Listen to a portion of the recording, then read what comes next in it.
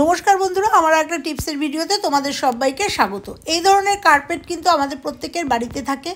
এগুলো পা মোছার কার্পেট। তাছাড়াও কিন্তু এই ধরনের বড় বড় কার্পেটগুলো কিন্তু আমরা এই শীতকালে ঘরেতে মেঝেতে পাতি, কিন্তু সেই কার্পেটগুলো কিন্তু পরিষ্কার করতে আমাদের অনেকটাই বেগ পেতে হয়। এগুলো যখন ধুই আমরা ধোয়ার সময় কিন্তু এই কার্পেটগুলোর মধ্যে অনেক চুল, মাথার চুল, আমরা যখন চুল আঁচড়াইছি এই চুল আটকে থাকে, এবং বাড়িতে যদি কোনো পোষ্য থাকে সেই পোষ্যর লোম কিন্তু এর মধ্যে আটকে থাকে।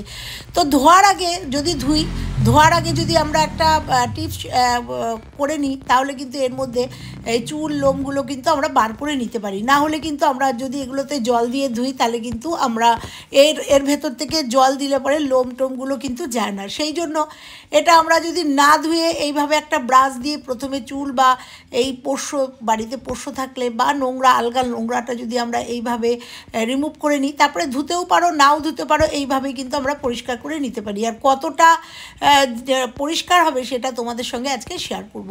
আমি তোমাদের এই ছোট কার্পেটগুলো, মানে এই পা মোছার এই কার্পেটগুলো দিয়ে দেখাচ্ছি। তোমরা চাইলে তোমরা যে বাড়িতে বড় বড় কার্পেট আমরা শীতকালে বা অন্য সময় যে কার্পেটগুলো আমরা ব্যবহার করি, সেগুলো কিন্তু এই একই পদ্ধতিতে পরিষ্কার করে নিতে পারো। কারণ এগুলো কিন্তু সব সময় ধোয়া সম্ভব না, ধুলে পরে কিন্তু এগুলো শুকাতে অনেকটা বেগ পেতে হয়। তো দেখো, এরকম ব্রাশ আমাদের প্রত্যেকের ঘরেই থাকে, জামা কাপড় কাচা এই ব্রাশ। তো এগুলো দিয়ে দেখো এইভাবে যদি তোমরা এরকম করে আঁচড়ে নিতে পারো। আর মনে রাখতে হবে যে যেদিকে রোম তার উল্টো দিকে এইভাবে ব্রাশ মারতে হবে, তাহলে যে ভেতরের নোংরা বলো, এই যে এক্সট্রা যে চুল থাকে, লোম থাকে, সেগুলো কিন্তু একদম রিমুভ হয়ে যায়। আর কতটা রিমুভ হয়ে যায় তোমাদের সামনে দেখাচ্ছি, দেখো। আর এটা আমি মাঝে মাঝে করি জন্য আমার কাছে খুব বেশি চুল ওঠেনি, কারণ আমরা প্রত্যেকটা মেয়েরা কিন্তু বাড়িতে চুল আঁচড়াই, মেয়ে বলো ছেলে বলো, ঘরে যখন চুল আঁচড়াই তখন ছোট ছোট চুল এদিক ওদিক পড়ে থাকে, তখন আমরা খেয়াল করি না, উড়ে পড়ে থাকে, আর সেগুলো গিয়ে এই পাপোশের মধ্যে আটকে যায়।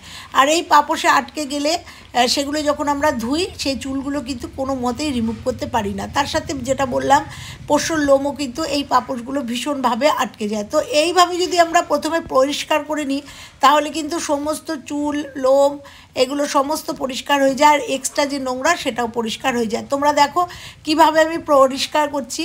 তো দেখো কিভাবে।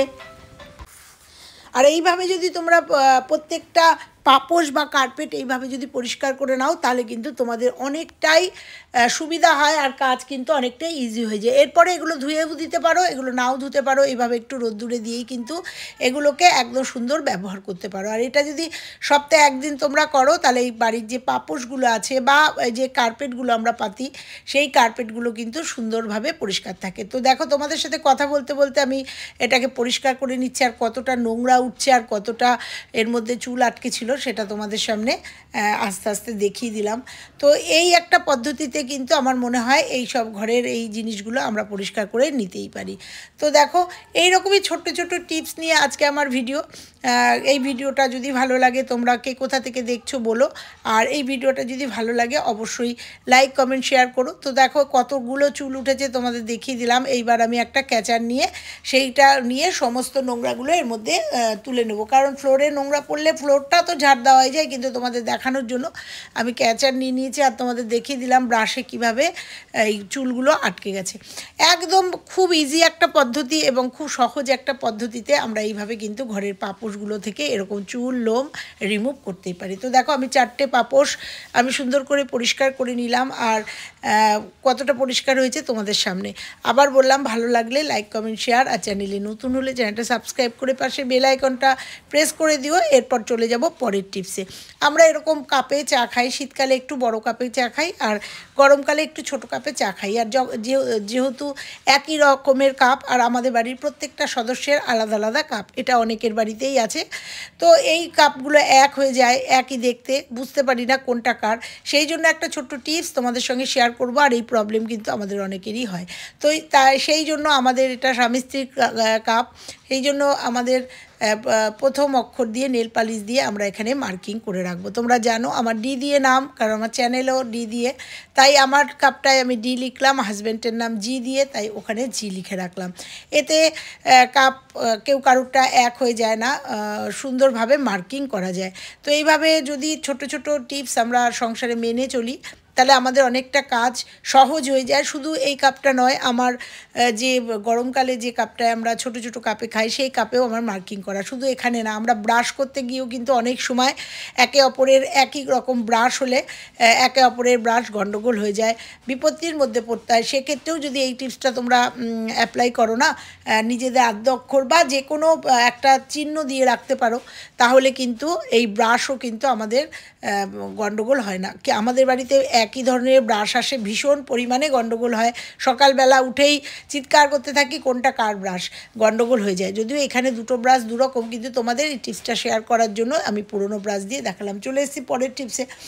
এখন শীতকাল, গ্লিসারিনের এই পিয়ার্সের সাবানগুলো ব্যবহার করি আমরা, আর সাবানের ব্যবহার করার পরে এই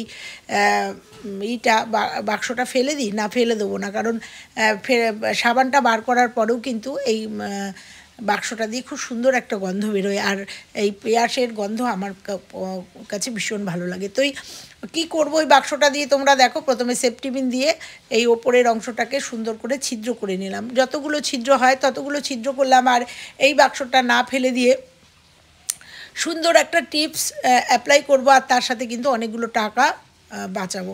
এর মধ্যে নিয়ে নিলাম ন্যাপথলিনের গন্ধটাও খুব সুন্দর, আর এই বক্সটা দিয়ে কিন্তু সাবানের গন্ধটা থাকে। তোমরা যারা ব্যবহার করো তোমরা জানো যে সাবান বার করার পরেও কিন্তু সাবানের যে বাক্সটা থাকে, কভারটা থাকে, তার দিয়ে কিন্তু সাবানের সুন্দর গন্ধ থাকে। তো দেখো বোথ সাইড টেপ দিয়ে আটকে নিলাম, আর একটু বোথ সাইড টেপ কেটে নেবো। কেটে নেওয়ার পরে এটা কি করব তোমরা দেখতে থাকো। অনেকটা পয়সা বাঁচাবো, আর তার সাথে একটা সুন্দর টিপস তোমাদের সঙ্গে শেয়ার করব। তো উঠিয়ে নিলাম আঠাটা কাগজটা, এবার সোজা চলে যাব বাথরুমে কিন্তু আমাদের একটা আলাদা বাথরুমের স্মেল থাকে। সেক্ষেত্রে যদি এই বাক্সটা আটকে দিই, এর ভেতরে ন্যাপথলিন দিলাম, তাতে কিন্তু গন্ধটা হবে। আমরা তো সবাই ওডোনিল ব্যবহার করি, কিন্তু ওডোনিলের কিন্তু অনেকটা পয়সা দাম, এবং সেই ওডোনিলটা বাতিল করে এই ওডোনিলের বাক্সও কিন্তু তোমরা এইভাবে এই কর্পূর দিয়ে রাখতে পারো। চলে যাব পরের টিপসে। শীতকাল এসছে, আর শীতকালে এরকম নতুন আলু দিয়ে আমরা কিন্তু রান্না করে খেতে ভালোবাসি, কিন্তু নতুন আলুগুলো যখন আনা হয় প্রচণ্ড পরিমাণের গায়ে বালি থাকে, নোংরা থাকে, আর নতুন আলু যখন ছোলা যায়, ছুলতে হয় বটি দিয়ে, তখন অনেকটাই কিন্তু এর সঙ্গে চলে যায়, মানে খোসার সাথে অনেকটা আলু চলে যায়। তো ছোট্ট একটা টিপস শেয়ার করবো। একটা নতুন স্টিল উল নিয়ে নিয়েছি, আর স্টিল উল দিয়ে দেখো এই আলু কিভাবে আমি সুন্দর করে আলু ছাড়িয়ে নিচ্ছি। একটুও কিন্তু আমার আলু নষ্ট হবে না, বা একটুও কিন্তু আমার অসুবিধা হবে না। খুব অল্প সময়ের মধ্যে আমার যতগুলো আলুর দরকার ততগুলো আলু কিন্তু সুন্দর করে আমরা ছাড়িয়ে নিতে পারি। আমি একদম বেসিনে নিয়ে নিয়েছি, মানে সিঙ্কে নিয়েছি, যাতে জলটা ছেড়ে এটাকে পরিষ্কার করতে পারি। আর এইভাবে তোমরা স্টিল উল দিয়ে কিন্তু কেজি কেজি আলু এরকমভাবে পরিষ্কার করে নিতে পারো, কারণ এই আলু কিন্তু সেদ্ধ করেও ছোলা খুব কঠিন হয়ে যায়, কারণ আলুর খোসাগুলো ভীষণ পাতলা। তো সেক্ষেত্রে তোমাদের ছোট্ট একটা টিপস শেয়ার করলাম। এই টিপসটা অ্যাপ্লাই করলে তোমরা দেখতে পাবে যে কত অল্প সময়ের মধ্যে আলুগুলো আমরা সুন্দরভাবে একদম খোসাগুলো রিমুভ করে নিতে পারি। ছোট্ট একটা টিপস, ভালো লাগলে একটা লাইক করে দিও। আর যারা রান্না করতে করতে এই আলুগুলো ব্যবহার করো তাদের কাছে কিন্তু এই টিপসটা ভীষণ উপকারী একটা টিপস। তোমরা করে দেখো, ভীষণ উপকার পাবে। তো দেখো তিনটে আলু তোমাদের সঙ্গে ছাড়িয়ে নিয়ে এসে দেখালাম, কত সুন্দর আলুগুলো রিমুভ হয়ে গেছে খোসাগুলো। একটু কিন্তু আলু আমার নষ্ট হয়নি, সুন্দরভাবে কিন্তু আমার এই আলুর খোসাগুলো ছাড়িয়ে নিয়েছি। এটা আলু সেদ্ধ বা তরকারিতে এবার কেটে দিলে কোনো ব্যাপার না। তো দেখো একটা বলে নিয়েছি, আমার আজকে যতগুলো আলু লাগবে, আমি তরকারিতে যতগুলো আলু দেবো সেই আলুগুলো কিন্তু আমি এইভাবে ছাড়িয়ে নিয়েছি। কেমন লাগলো টিপসটা? ভালো লাগলে একটা লাইক করে চলে যাব পরের টিপসে। ভিম বার আমরা সবাই ব্যবহার করি, আর ভিম বার ব্যবহার করার সময় যে বাক্সটা আনি সেই বাক্সটা মধ্যে যদি ভিম বারটা রাখি এবং রীতিমতো এটা যদি যখন ব্যবহার করি তখন কিন্তু এর গলতে শুরু করে, কারণ জলটা থেকে যায়, নিচটা দিয়ে জলটা পাস হতে পারে না, আর ভিম বারটা কিন্তু খুব অল্প সময়ের মধ্যে গলে যায়। ছোট্ট একটা টিপস তোমাদের সঙ্গে শেয়ার করব, ভীষণ উপকারী একটা টিপস। তো আমি এই বাক্সটাকে প্রথমেই একটা লোহার শিক দিয়ে, দেখো একটা লোহার শিক, তোমরা চাইলে তোমাদের কাছে যে রকম শিক থাকে, তাতাল থাকলে তাতাল দিয়েও করতে পারো। গ্যাসটা ধরিয়ে দিয়েছি, আর এরকম একটা ছোট্ট লোহার শিক আমি গরম করে নেবো। তোমাদের কাছে ভ্রমর থাকলে বা যে কোনো জিনিস দিয়ে এরকম করে ছিদ্র করে নেবে, এই বাক্সটার নিচে ছিদ্র করে নেবে। এই টিপসটা আমি অনেকবার তোমাদের বিভিন্নভাবে শেয়ার করেছি, ভীষণ উপকারী একটা টিপস। আর এরকম করে যদি তোমরা ভিম বার সাবান ব্যবহার করো তাহলে কিন্তু আমাদের সাবানটা অনেক দিন যায় এবং সাবানটা কিন্তু গলে যায় না। তো দেখো আমি পুরো এই বক্সটাকে পুরোটাকে একদম এই গরম এইটা দিয়ে ফুটো ফুটো করে নেব। ফুটো করে নেওয়ার একটাই কারণ তোমরা নিশ্চয়ই বুঝতে পেরেছো, এরপরে যখন সাবানটা রাখবো, সাবানটা যখন আমি ইউজ করব তখন অতিরিক্ত জলটা কিন্তু এখান দিয়ে বেরিয়ে যাবে এবং আমাদের সাবানটা একদম ড্রাই থাকবে, গলে যাবে না। তো এই এরপরেও একটা টিপস তোমাদের সঙ্গে শেয়ার করব। তো দেখো এর মধ্যে সাবানটা রেখে দেবো, রেখে দিয়ে এবার ব্যবহার করলে আমাদের সাবানটা কিন্তু অনেক দিন যাবে, গলবে না। এরপরেও বলি, গলে যে জলটা আমাদের বেরোবে, আর একটা বক্স নিয়ে নিয়েছি, তার উপরে এই বক্সটা যদি রাখি, এবার যে ওয়েস্টের জলটা বেরোবে সেই জলটা দিয়েও কিন্তু আমরা বাসন মাজতে পারি। তাহলে আমাদের কিন্তু একটুও সাবান নষ্ট হবে না বা ওয়েস্টেজ হবে না। তো এর মধ্যে যে জলটা ওয়েস্টেজ হবে তাই দিয়ে কিন্তু পরবর্তীতে আমরা বাসন মেজে নিতে পারি। তো কেমন লাগলো আজকের টিপসগুলো? ভালো লাগলে লাইক কমেন্ট শেয়ার, চ্যানেলে নতুন হলে চ্যানেলটা সাবস্ক্রাইব করে পাশে বেল আইকনটা প্রেস করে দিও, দিয়ে এইভাবে আমার পাশে থেকো। আজকের মতো বিদায় নেব, আবার অন্য কোনো টিপসের সাথে তোমাদের সামনে আসবো, দেখা হবে। তো ততক্ষণের জন্য সবাই ভালো থেকো, সুস্থ থেকো। আর এই টিপসগুলো তোমরা নিজেরা অ্যাপ্লাই করো, কতটা উপকারী প্রত্যেকটা টিপস, কতটা উপকারী এবং কতটা সাশ্রয়কর সেটা অবশ্যই নিজেরাই বুঝতে পারবে। তো চলো আজকের মতো টাটা।